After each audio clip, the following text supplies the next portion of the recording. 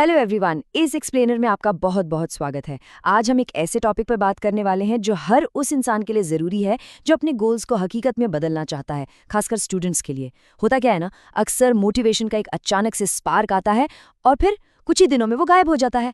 तो आज उस टेम्पररी जोश से आगे बढ़कर डेली डिसिप्लिन की असली पावर को डीकोड किया जाएगा। इस चर्चा में असली स्टडी फॉर्मूला की पूरी सच्चाई बिल्कुल साफ हो जाएगी। चलिए शुरू करते हैं। तो आज के हमारे इस सफर का रोड मैप कुछ ऐसा दिखने वाला है। हम शुरुआत करेंगे मोटिवेशन के भ्रम को समझने से, फिर देखेंगे कि फोकस आखिर क्यों टूटता है। इसके बाद बात होगी नकली घंटों बनाम असली अनुशासन की, और फिर हम डिकोड करेंगे द अल्टीमेट स्टडी फॉर्मूला। आखिर में फेलियर को फीडबैक में कैसे बदल लें और आज ही से अपने फ्यूचर का निर्माण कैसे करें, इन सब पर बात की जाएगी। चलिए बिना देरी किए सबसे पहले पॉइंट से शुरुआत करते हैं, मोटिवेशन का भ्रम यानी द मोटिवेशन मिथ। अब ये समझना बहुत जरूरी है कि असली और नकली मोटिवेशन में आखिर फर्क क्या है। सोचिए, नकली मोटिवेशन क्या होता है।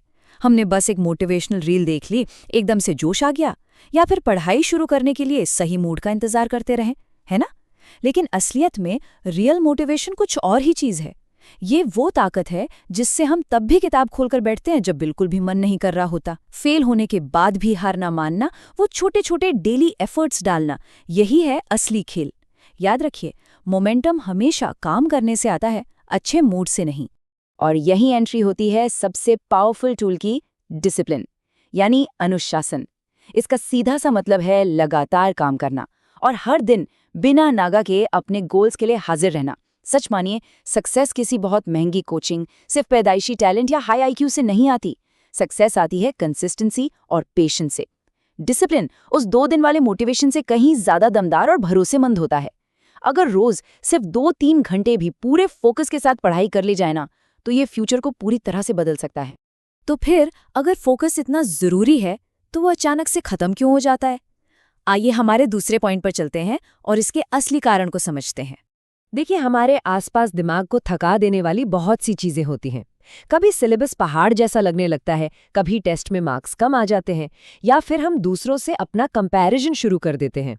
और फिर शुरू होती है ओवरथिंकिंग। और यही हम सबसे खतरनाक जाल में फंस जाते हैं, जहां दिमाग कहता है कोई बात नहीं, मैं कल से पक्का शुरू करूंगा। लेकिन हम सब जानते हैं कि वो कल कभी नहीं आता। ये एक ऐसा स्ट्रगल है जिसका सामना कभी न कभी हर स्टूडेंट को करना ही पड़ता है। और आज के टाइम में सबसे बड़ी प्रॉब्लम क्या है? Digital distraction. हमारे मोबाइल फोन और ये छोटे छोटे शॉर्ट वीडियोस हमारे दिमाग को फास्ट डोपामीन देते हैं, यानी बिना मेहनत की तुरंत मिलने वाली खुशी। इसके सामने हमारी जो नॉर्मल स्टडी है ना, जिसमें गहरा फोकस चाहिए और जिसका इनाम काफी समय बाद मिलता है, वो दिमाग को एकदम बोरिंग लगने लगती है। सीधी सी बात है, जब तक फोन हाथ के पास रहेगा, दिमाग को उस नॉर्मल पढ़ाई पर फोकस करने में बहुत भारी दिक्कत आने वाली है। आगे बढ़ते हैं हमारे तीसरे सेक्शन की तरफ, नकली घंटों पर अनुशासन। चलिए देखते हैं कि क्वालिटी और क्वांटिटी में असल विनर कौन है। जरा इमेजिन कीजिए, कोई 12-12 घंटे किताब खोलकर बैठा है, पन्नों को घूर रहा है, लेकिन दिमाग में कुछ नहीं जा रहा। बस एक फेक प्रोडक्टिविटी का एहसास हो रहा है कि अरे मैं तो बहुत पढ़ रहा हूँ। सच तो ये है कि इससे लाख गुना बेहतर वो 3 घंटे हैं जहां पूरे फोकस के साथ पढ़ाई हो, प्रॉपर रिविजन हो और रेगुलर प्रैक्टिस हो। सक्सेस इस बात से नहीं मापी जाती कि आप कितनी देर बैठे रहे, बल्कि काम की क्वालिटी हमेशा उन नकली लंबे घंटों को बुरी तरह हरा देती है। और आलस, इसकी असल कीमत क्या चुकानी पड़ती है? देखिए, आज आलस करना, बिस्तर में पड़े रहना बहुत अच्छा लगता है। ये एक टेम्पररी कंफर्ट है, बस कुछ पल का आराम। लेकिन इसका लॉन्ग टर्म असर बहुत भयंकर होता है।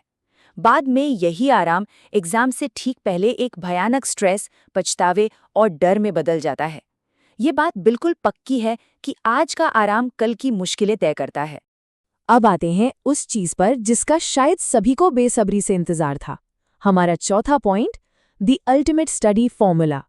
तैयारी का असली राज क्या है? एक सॉलिड तैयारी की नींव इन 3 सिंपल लेकिन बेहद पावरफुल स्टेप्स पर टिकी होती है। पहला स्टेप है समझना, यानी रट्टा मारने के बजाय कॉन्सेप्ट्स को पूरी तरह से क्लियर करना। फिर आता है दूसरा स्टेप, प्रैक्टिस। जो समझा है उसके बेसिस पर क्वेश्चंस और न्यूमेरिकल्स को सॉल्व करना। और सबसे क्रिटिकल है तीसरा स्टेप, रिविजन, क्योंकि बिना रिवीजन के हमारा दिमाग चीजों को डिलीट करने लगता है। अपनी मेमोरी को स्ट्रांग रखना जरूरी है। यही वो क्रोनोलॉजिकल रास्ता है जो एकदम शानदार एग्जाम प्रिपरेशन की 100% गारंटी देता है। लेकिन एक बड़ा सवाल ये उठता है कि अगर किसी दिन मूड एकदम खराब हो तो क्या किया जाए? बहुत स्ट्रेस हो और मोटिवेशन का नामो निशान ना हो। देखिए, ह्यूमन साइकोलॉजी कहती है कि किसी भी काम को बस शुरू करना ही सबसे बड़ा पहाड़ लगता है। इसलिए उस परफेक्ट मूड का वेट कम ही नहीं करना चाहिए।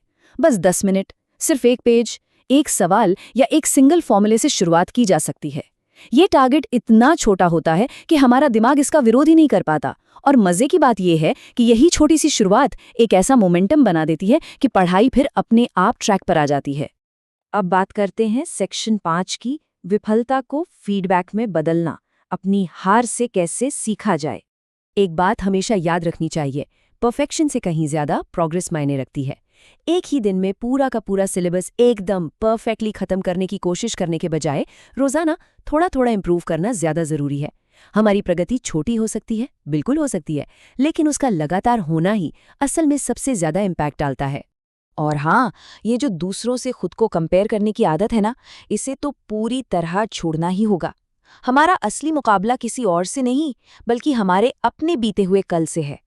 क्लास में हर स्टूडेंट की स्पीड अलग होती है, सबके स्ट्रगल्स अलग होते हैं और सबका बैकग्राउंड भी एकदम अलग होता है।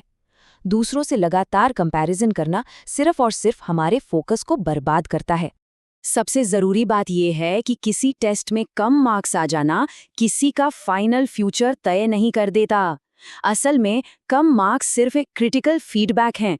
वो चीख चीख कर बता रहे होते हैं कि कहाँ सुधार की जरूरत है, मेहनत में कहाँ कमी रह गई और कौन से कॉन्सेप्ट्स अभी भी कच्चे हैं। अगर माइंडसेट सही रखा जाए ना, तो फेलियर कोई फुल स्टॉप नहीं होता, बल्कि आगे का सही रास्ता दिखाने वाला एक साइन बोर्ड बन जाता है। और अब हम आते हैं अपने आखिरी सेक्शन पर, आज ही भविष्य का निर्माण करना। देखते हैं कि आज के एफर्ट्स कल कैसे काम आएंगे। जरा सोचिए, क्या पढ़ाई सिर्फ मार्क्स और ग्रेड्स लाने के लिए होती है? बिल्कुल नहीं। इसके असली फायदे तो बहुत गहरे हैं। ये हमारी सोचने समझने की ताकत को बढ़ाती है, हमें इंडिपेंडेंट बनाती है, लाइफ में नए नए दरवाजे खोलती है और सोसाइटी में एक अलग ही कॉन्फिडेंस देती है। एजुकेशन असल में वो चाबी है जो जिंदगी में अपने हिसाब से ऑप्शंस चुनने की पूरी आज़ादी देती है। इसे ऐसे समझते हैं, आज का एक छोटा सा एक्शन कल का बहुत बड़ा रिजल्ट बन सकता है।